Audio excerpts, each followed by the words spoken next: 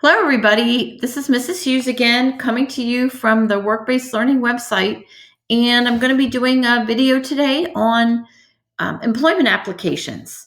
We're going to talk a little bit about filling out an employment application, what's important about filling out an employment application, and what's important about 80.2 in the section on employment applications. So I'm going to turn my video off right now. You don't have to see me to do this, and I'd rather have you see the full screen. And I'm going to hide this, and we're going to go out and fill out an employment application and talk about what's important. The closest thing to perfection a person ever comes is when he or she is filling out a job application form. That is so very true, because when you are filling out a job application form, it is very, very important that you are accurate and are ready to go with perfect information. I'm just sharing the screen with you very briefly because this is a screen with some of the different addresses from our different schools that you might need as we move through this application. The objectives of this lesson are to demonstrate understanding of the parts of a job application by reviewing Bucky's application, and we'll talk a little bit about Bucky as we go through, and noting 10 items that are incorrect on his application. There are plenty more items than 10, but I'm only requiring on this form that you record 10 items that are incorrect. Demonstrate understanding of the parts of a job application by correctly filling out an application for employment. That will be after you fill out the 10 items, you're going to fill out an application as well, exactly like the one that Bucky filled out. And you're going to submit a copy of this lesson to your instructor. This is what the lesson looks like. It's just one of the sheets in the lesson. Notice those 10 areas that you will have to fill in. It will come to you as a fillable PDF form, so you can actually type things in on this application. I want to note somebody that really helped out with this whole lesson and is helping out as we go through with the Work-Based Learning website. Mrs. Colleen Russo, who is an instructional assistant at our school. She is doing some notes on this form. You will get this. This is a helper form that actually has comments. If you notice the little purple person there. And Colleen has written a hypothetical, which is right up here. It's a hypothetical company. Some words that might be difficult to understand or you're not sure what they mean will be highlighted by Mrs. Russo. Thank you very much. So we're going to be going through this application, looking for some things that are incorrect, sharing some thoughts, and you will also need to complete an application where you will need to decide a job or position and a company you're applying for. This maybe is something you come up with on your own, or it might be something that your instructor will give you some information about next when you complete this. Couple things very quickly. If you make mistakes and errors on the form, you will be job hunting for a long time because employers want a perfect form or near perfect form. Perfect is what you need because there's so many people applying for jobs right now. You need to make sure your application is perfect. The job application is the first time an employer meets you. It is the way he or she knows who you are.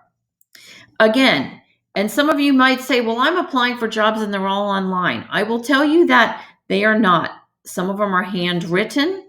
For example, Georgie and Seattle, who are local companies, require you to come in and fill out a handwritten form. Some of the larger companies do online applications, but I will recommend that maybe you visit the store first before you do online, because the manager or the human resources person may give you some information that will help you when you fill it out. Just want to go over something very quickly. Jacobs Hardware has one opening for a salesperson. Over 50 people have applied for the position. How do you think that person or that HR person is going to decide who they're going to interview? It's by their job application. So some simple suggestions. First of all, black pen is the best. Black pen, check off. Make a copy of the written application if you're filling out a written one. Take it home and fill it out first. Make sure your handwriting is neat. So if you look, not neat, neat. That's what the definition is of neat. Follow the directions or instructions on the form. And if you're going out to fill an application there or even online, bring notes so you're ready. So you don't have to look for things and find things when you're trying to fill this application out. Some other suggestions: think before you write. Fill everything out unless it's not required. And we'll talk about some things. If you're not filling a section out, N.A or N/A works. Don't leave it blank, because it may cause the employer to think you skipped, ignored, or missed it and it wasn't important. And if you're having difficulty, just write in, "We will discuss at the interview," and that'll know the employer knows you'll be ready at the interview to talk about that. So let's look at the application and go through this application that Bucky filled out. And we're going to just talk a little bit about some of the things in the application, and maybe I'll suggest some things that you might want to check out. The first thing is, chances are Bucky is not this person's actual name. A lot of nicknames of people could be totally different. So maybe Bucky's name, sorry, sometimes I have trouble writing, is Tim or Jim. Okay? Make sure you put your full name.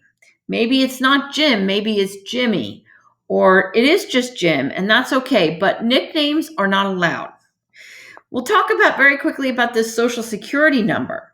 Be careful about sharing your social security number, because it could lead to identity theft, which means they could use your number and act like you when it's not truly you. So sometimes online applications may require you to put your social security number in. Make sure, if you're putting your social security number, that it's a site that is reputable. In other words, one that you really trust. Some online applications may require you to put this on before the application is suggested. It's not a good practice by employers to force you to do this, but I will tell you it's not illegal. So it could be on there, and it may be the only way you can apply for that job. Employers will need your social security number, though, when you're hired, because they use it to check your clearances, and they also use it for tax purposes. Present address, zip codes are part of present addresses. They are 5-digit numbers that are your zip code. Telephone numbers always have something in there, probably a 484 if you're local, or 610, but it really could be anything. That is not a completed phone number. Again, if you're hired, what types of transportation? That is not a good thought process. If I'm an employer, I'm looking for, how are you going to get to work each and every day? You could put that you're walking, if it's within walking distance. You could put your car, your parents, or public transportation like a bus or taxi. Next thing I want to talk about very quickly is this box here.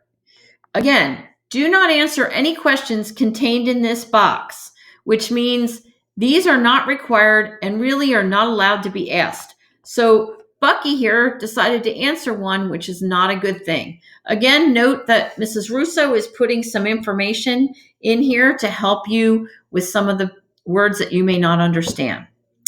Position applied for, you always want to make sure you put a position in there. And the rate of pay, you would never want to put the rate of pay, because they might actually pay you more. So if you put that in, they might think, well, this person might work for 10, and they might actually offer you more. So the best word to put in there is open or negotiable. Would you work full-time? Sometimes there are boxes. If they are, you want to click yes. If they're little boxes like that, or if it's a big box, you want to click in that box. Make sure you don't leave any of those boxes blank. Again, days and hours. If you are doing part-time and are busy and say you do sports, or there's times a day, you want to note exact hours. Or you may want to put, we'll discuss at time of interview, if you feel that you're open.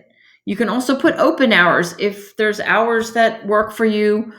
Again, NA, And I'm writing that over top, but really I want to write it in that line. I'm just trying to show to you that it's very important.